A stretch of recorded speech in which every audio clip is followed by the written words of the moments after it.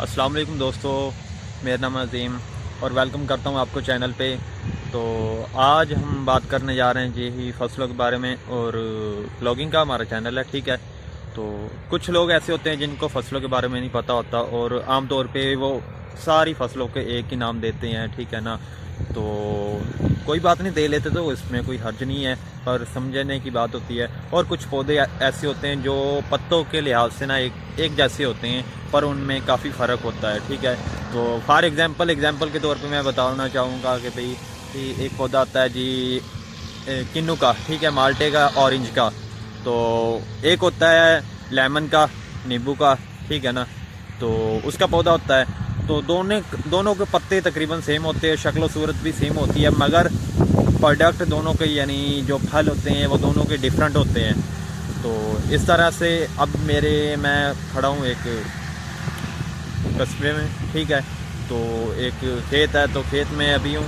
तो इधर मेरे पास दोस्तों है चारा है फ़िलहाल, तो ये बिल्कुल पक चुका है। तो इसके पत्ते ऐसे लंबे हैं। तो कई बार लोग, कुछ बच्चे होते हैं, वो कहते हैं भाई ये कमाद है, कमाद यानी गन्ने की फसल है। ये गन्ने की फसल नहीं होती, ये भैंसों के लिए, गाँव के लिए चारा होता है। और इस तरह से ना ये इसको कटिंग करके और गाँव वगैरह को और भैंस को डाला जाता है। और जब इसकी पत्तों की बात कर लें, ठीक है, पत्तों के बाद इसके बाद आ जाते हैं बीज।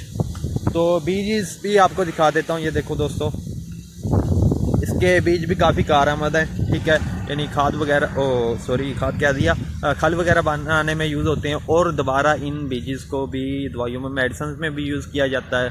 और इसके बाद इनको दोबारा यानी काश्तकारी करने के लिए, ठीक है ना, तो दोबारा यूज़ किया जाता है। तो इसके बाद अब बात करते हैं जी, हमारे पास कुछ और पौधे हैं। तो फॉर एग्ज़ाम्पल दो तरह के होते हैं, एक होती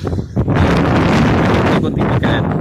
तो दोनों बहुत यूजेबल होती हैं। तो अभी ये देखें, ये पौधा है, तो इसका पत्ता मैं एक आपको तोड़ के दिखा देता हूँ, एक दो, ठीक है। तो इसमें क्या होता है, ये देखो दोस्तों, ये बिल्कुल नीम का पत्ता है, ठीक है। तो इसके यूजेस काफ़ी हैं। तो बेसिकली ये एक एंटीबायोटिक पौधा है, ठीक है। तो एंटीबायोटिक का तो आपको कुछ समझ आ गई होगी कि भाई ये मेडिसिन में भी यूज़ होता है, ठीक है ना। देसी हर्बल में भी यूज़ होता है। अगर किसी बंदे को शुगर वगैरह हो, ठीक है ना, या फोड़ी फिंसियाँ वगैरह निकलती हों, तो वो इस पत्ते का यानी पत्तों को उबाल के और इस पौधे को उबाल के पानी में उबाल के और उसमें नमक डाल के और यूज़ कर सकता है, नहा सकता है। तो इससे काफ़ी इफाका हो जाता है, ठीक है, फ़र्क पड़ जाता है। और इसके अलावा इसका शरबत वगैरह बना के भी पिया जाता है। जब यानी बंदे के खून में बैक्टीरिया ज़्यादा हो जाते हैं, तो भी हम इसको ना एज जैसे कहते हैं कि कोड़ी दवाई, ठीक है, यानी कड़वी दवाई होती है, तो इसको यूज़ किया जाता है। तो इसके बाद इस तरह का, ये दोस्तों, इसी तरह का एक और भी पौधा है जिसको नीम कहा जाता है। और वो तो आमतौर पे ना छाँव के लिए इस्तेमाल किया जाता है पौधा। और उसके जो फल होता है, ठीक है, तो छोटा सा फल होता है, तो वो भी बहुत कौड़ा होता है, मगर वो एज एंटीबायोटिक नहीं यूज़ किया जाता, क्योंकि जो भी हकीम होते हैं वो नीम को ज़्यादा प्रेफर करते हैं, ना कि बकैन को, ठीक है। उसका नाम बकैन कॉमन अल्फाज में कहा जाता है, ठीक है। तो इसके बाद बात करते हैं जी कि एक और पौधा आ जाता है जी, जिस तरह से किक्कर, ठीक है। तो इसको, और किक्कर के अलावा एक और भी है सफ़ेदा, ठीक है, जिसको अंग्रेज़ी ज़बान में, बायो की ज़बान में क्वीना ट्री भी कहा जाता है, ठीक है। और इनके यूजेस क्या होते हैं, जो होता है यानी आम अल्फाज में जो कांटों वाला पौधा होता है, यानी जैसा सेम एज इमली का पौधा होता है। मैं अभी आपको दिखा देता हूँ, ये देखो दोस्तों, ये है किक्कर यानी इमली की तरह का एक पौधा होता है, ठीक है।